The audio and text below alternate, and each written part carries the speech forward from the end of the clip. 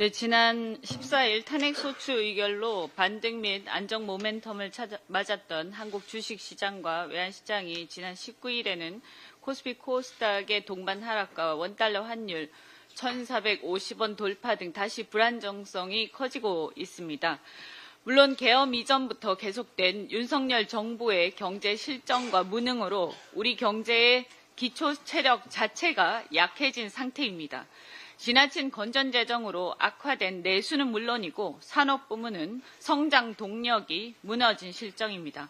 석유화학과 철강 등 기존 제조업이 중국의 추격으로 휘청거리는데도 정부는 구조조정이나 혁신을 위한 지원을 소홀히 하였고 전기차, 배터리 등 안 그래도 캐즘 기간에 들어간 업종이 중국산 공세로 국제 경쟁력이 떨어지는데도 아무런 조치도 없이 방치하였고 설상가상으로 최근 트럼프 2.0 시대를 맞아 불확실한 상황에 처하고 있는데도 변화하는 국제정세에 맞춰 경제안보 강화, 미국 새 정부 출범을 대비한 전략을 준비해야 할 그 절체절명의 시기에 안보실장 자리를 오히려 군인으로 교체하여 계엄을 준비하고 있었던 이런 정부입니다.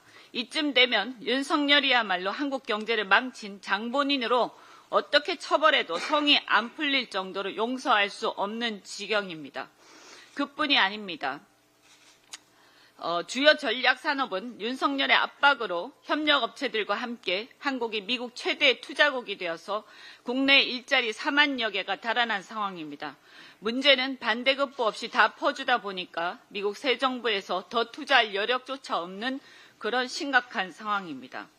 더구나 12.3 내란 사태 이후 기업 등 경제 구성원들은 트럼프 시대 등 변화하는 환경에 맞춰서 혁신을 도모해야 하는데 그러기보다는 현재의 이 불안정한 국내적 상황을 지켜보면서 결정을 유보하는 관망세마저 지속되고 있는 상황입니다. 12.3 내란 사태 수습에 대한 온 국민의 바람, 더 나아가 나라 안팎의 바람은 불확실성의 해소 한 가지였습니다. 그러나 내란 세력들의 계획적이고 고의적인 방해로 여전히 불확실성은 제거되지 않고 있습니다. 국회 탄핵 소추 1차적 고비는 넘겼습니다. 그러나 이후 헌재 탄핵 심판과 내란죄 수사라는 법치 절차가 순조롭게 진행되리라던 국민적 기대가 윤석열과 그 잔당에 의해서 사사건건 방해가 되는 장면을 보면서 정치적 불확실성이 여전히 해소되지 않고 있습니다. 내란 수괴 윤석열은 헌재 탄핵 심판 접수 통지 서류를 거부하기를 19회, 공조본 압수수색 불응을 2회, 검찰 특수본 및 공조본 출석 요구서 불응 등 수친 불명 버티기 떼쓰기로 일관하고 있습니다. 내란으로 인한 현재 상황을 정상화시키려고 노력하는 군, 경찰, 검찰, 공수처 등 대한민국 국가기관의 정상적 공권력 행사를 방해하고 불응하고 지연시켜서 법치를 어지럽히면서 스스로 2시간짜리 내란이 어딨나 끝까지 싸울 것이다 라면서 반성 없이 국민을 겁박하고 있습니다. 석동현 변호사를 시켜서 외신 기자들까지 불러서 체포의 채자도 꺼내지 않았다는 새빨간 거짓말을 늘어놓으면서 내란 속의 윤석열이 대한민국의 공권력을 정면으로 무시하고 법치주의가 제대로 작동하지 않고 있다는 것을 전 세계에 생중계함으로써 불확실성을 더더욱 키우고 있습니다. 거기에 한덕수 권한대행은 내란 상설특검 후보 추천 의뢰를 지원하고 헌법재판관 임명 절차 협조도 의구심을 갖게 하는 등 군 통수권자이자 행정부 수반 역할을 하는 자가 내란 상태 해소에 소극적으로 임하고 있어서 대내외적 불확실성은 더욱 커지고 있다고 보입니다. 이 불확실성의 해소, 이것이야말로 주식시장과 외환시장이 안정을 찾고 국내의 경제를 살리기 위한 방안입니다. 그런데 이 불확실성의 해소가 제대로 되지 않고 있으니까 지금 대한민국의 경제가 이 모양인 것입니다.